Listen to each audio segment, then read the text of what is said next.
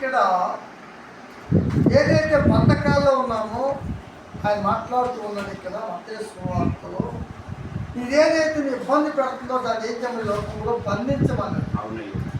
ఇది బంధించమని ఎందుకు బంధించాలంటే ఎక్కడ మన కుడుకును అక్కడ ఏం చేయాలంట, దాన్ని బంధించాలి ఇప్పాలి. మనం ఏది మన ఇబ్బంది పెడుతుంది, మనకి ఇక్కడ లోకం అనే శత్రువా లేదా శరీరం అనే శత్రువా, లేక ఏదైనా మనం ఏది ఇబ్బంది పడుతుంది దాన్ని ఏం చేస్తుంది ముందు బంధించాలి. రెండవదిగా మనం ఎక్కడ ఏం చేయాలంటే చెప్పాలి ఏంటంటే, అయ్యా నా జీవితంలో నెమ్మది లేదయ్యా, ఈ విషయానికి నువ్వు నాకు కలగజేసుకోవాలి తండ్రి అని మనం ఎప్పుడైతే అంటున్నామో పరలోకం ఉన్న దేవుడు అంట వింటాడు కదా. అయితే ఏది వ్యర్థం కాదు, మనం ఏ లోకంలో ఏది చేస్తే వ్యర్థమే. కానీ వ్యర్థం కానిది ఏంటి, వ్యర్థమైంది ఏంటి అని చూస్తే వ్యర్థము కానిది ప్రభువు నందు ప్రయాస వ్యర్థము కాదు. అందుకని మన కథల వాళ్ళు మనం ఎప్పుడు ఎలా ఉండాలంట, స్థిరత్వం కలిగి ఉండాలి. నేను వాక్యం చెప్పి స్థిరత్వం కలిగి ఉండాలి. అందుకనే ఇంకోటి ఏమర్థం కాదంటే ప్రార్థన వ్యర్థం కాదు, మనం చేసే ప్రార్థన వ్యర్థం కాదు. అందుకనే మనం ఈ రోజునే ప్రార్థన చేస్తున్నాం, ఈ ప్రార్థన వ్యర్థం అవ్వకూడదు. అందుకని అంటాడు ఇక్కడ, మీ ప్రార్థన ఎప్పుడు కూడా వ్యర్థం అవుతుంది దేవుడి వాక్యం చెబుతుంది ఇక్కడ. అందుకనే ప్రభువులను మనం ఉన్నాం, స్థిరత్వంగా ఉన్నాం. ఈ ప్రభువులో మనం ప్రయాసం అని, అందుకనే ప్రయాసపడే భారం వస్తుందో నా సమస్తము మీరు రండి అని దేవుని వాక్యం ఎందుకు రావాలి ఆయన దగ్గరికి అని భారంతో ఉన్నాయి. మన భారాలు వచ్చేవాడు ఎవరు ఇప్పుడు దేవుడు. అనుదినము కూడా మన భారం భరించేవాడు ఎవరంటే ఆయనే. ఏదో భారం, ప్రతి ఒక్క ఏదో భారం ఉంది. ఈ భారాలు నలిగిపోతున్నాం, ఈ భరించేవాడు ఆయన. కాబట్టి మన భారాలు ఎవరి మీద ఇప్పుడు దేవుడి మీద, నీ భారం ఆయన మీద వేస్తుంది. ఖచ్చితంగా నీ చేత సఫలం చేసే దేవుడు. నీ ఉద్దేశములు, నీ కోరికలు, నీ ఆలోచన ఎవరో సఫలం చేసే దేవుడు. ఆ దేవుడి దగ్గర మనం వచ్చాం. కాబట్టి మనం ఏం చేద్దామంటే మన ఉద్దేశం ఏంటి, మన ఆలోచన ఏంటి, మన కోరిక ఏ విషయంలో వచ్చాం ఎవరికి తెలపాలి, మనం దేవుడికి ఇక్కడ దేవుడి సన్నిధి ఉంది. కాబట్టి దేవుడి సన్నిధి ఏమన్నా అనుకుంటాం మనం, ఇక్కడ మన నెమ్మది లేకుండా వచ్చాం, ఇక్కడ ఏదో సమస్యతో వచ్చాం. అందుకని దేవుడి సన్నిధిలో అంటండి సంపూర్ణ సంతోషము కలదు.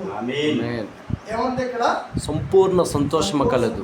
నేను నెమ్మది లేకున్నాను కదా, సంతోషం లేదు కదా, దుఃఖానికి ఉన్నాం కదా, ఈ అంటారు ఇక్కడ నీ దుఃఖం సమాప్తులైనవి అని దేవుడు అంటుంది.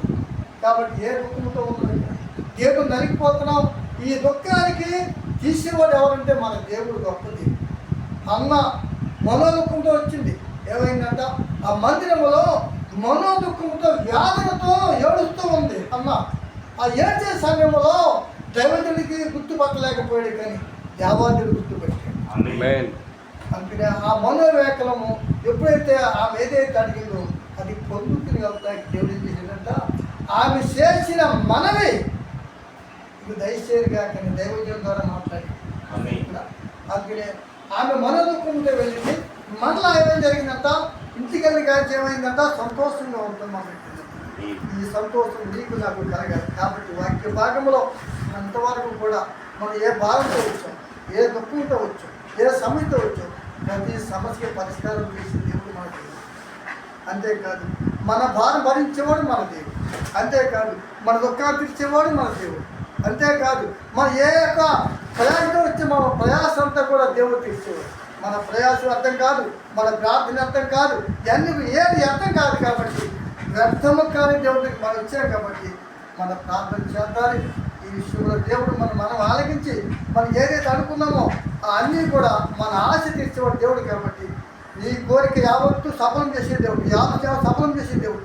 నీ కోరిక సిద్ధింపు చేసి ఏం చేస్తాడంట, అందుకని ఏ బంధకంలో ఉన్నాం ఆ బంధకంతో ఉన్నా కదా, బంధకంలో పడింది నిరీక్షణ గలవారలారా అన్నాడు. ఏ బంధకంతో ఉన్నావు నువ్వు, అది మరలా ఏమన్నా ఈ బంధకంలో ఉన్న నీ జీవితాన్ని నీకు రెండంతగా మేలు చేస్తానని నా దేవుడు నీతో నాతో అందరితో మాట్లాడుతున్నాడు.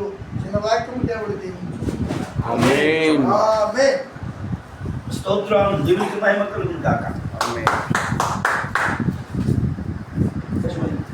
అలాగే చెప్పుకోండి. పెద్ద వాక్యం పెద్ద- దేవునికి మహిమ కలుగుతుంది కాక. మంచిగా చెప్తారు. ప్రైస్ మహారాజుకి. జై. నేను మనసులో ఏదైతే అనుకుంటున్నానో మోక్షంలో ఆమె ద్వారా దేవుడు అదే మాట్లాడాడు. దేవునికి స్తుతి కలుగును గాక. హల్లెలూయా. హల్లెలూయా. ఆమె ఇంకా మంచి ఆరోగ్య సరిహద్దులు సమాధానించి ఆయన కృపలో మరి అమ్మగారు కూడా మంచి ఆరోగ్య వారి పరిచయం దీవించిన గాక. ఆమేన్. అలాగనే మరి మంచిగా మరి నేను ఎంతగా ఆదరించిన మ్యాచెస్ అన్న కూడా ఎందుకనగా ఈ సౌండ్ బాక్స్ మ్యాచ్ అని ఇచ్చింది. చెప్పు ఇప్పుడు చెప్పు మ్యాచ్ అని ఇచ్చిండు. చెప్పు అయితే మ్యాచ్ అని ఇచ్చిండు. ఏదైనా వచ్చిన మరి మందిరంలో తమ్ముడు అంటాడు. లేదు తమ్ముడు తమ్ముడు. మంచి మాట అసలు వదలడు. మంచి మాట. తమ్ముడు నువ్వు ఎక్కడ చెయ్యి, నేను అక్కడికి వెళ్తాను. ఎంత మంచి ఆత్మీయ ఆనంద దేవుడు నాకు ఇచ్చినందుకు మరి కష్ట సమయంలో నన్ను విడవకుండా కానుకలు అవి కాదు కానీ తమ్ముడు రాజ్యాలు వచ్చింది. అప్పుడు వెళ్ళిపోయాను. మీరు ఎలా వచ్చారు? అప్పుడు అలా గణవాళ్ళు ఇచ్చి వెళ్ళిపోయాను. ఆ, వెళ్ళిపోయాను. అది నరికి చేయాలి. ఆ ఊరిని కిరాయి ఉంది. ఆ, కిరాక దేవుని పని ముఖ్యం అదే, అదే. అని చెప్పి వెళ్ళిపోయాం. ఆవిడ నాన్న దేవుని స్థితి కట్టుకుంటూ అన్నయ్య మరి ఆమె ఇచ్చిన మనుష్య విషయంలో కూడా దేవుడు కృప చూపినట్లుగా మరి మన ఆశ్రయంలో ప్రార్థన చేశాం. అన్నయ్యకి ఇచ్చిన ముగ్గురు కుమారులు మరి రాజు ప్రభుత్వ జాన్ బాబు, బాబు పెద్ద కుమారుడు బాలయేసు, బాలయేసు మరి రాజు, మరి రాజు అనుష. ముగ్గురు కుమారులు మరి కుమార్తె కోడలు అనుష. కుమార్తెలా? అనుష కుమార్తె సేమ్ కుమార్తె పాల కుమార్తె అండి ఇంకా. చూసారా ఆ కుమార్తె కోడలను కూడా దేవుడు దీవించి చక్కటి గర్భవాళ్ళని దేవుడు అనుగ్రహించి ఆయన కూడా వద్దలు చేసినట్టుగా వాళ్ళు ప్రార్థించారు. మరి మ్యాక్స్ అని కూడా ఒక 10 నిమిషాలు నన్ను మాట్లాడుతున్నాం చెప్తే మాకు చాలా సంతోషం. ఎందుకనగా మనం ఒకరికొకరు బలపరుచుకుంటేనే గొప్ప బాధ్యత. అంతే అంతే. అలాగే. చక్కటి మాటలు అన్ని ద్వారా మాట్లాడారు. అన్ని కూడా వందనములు. వందనాలండి. మ్యాథ్స్ అన్ని కూడా మరి 10 నిమిషాలు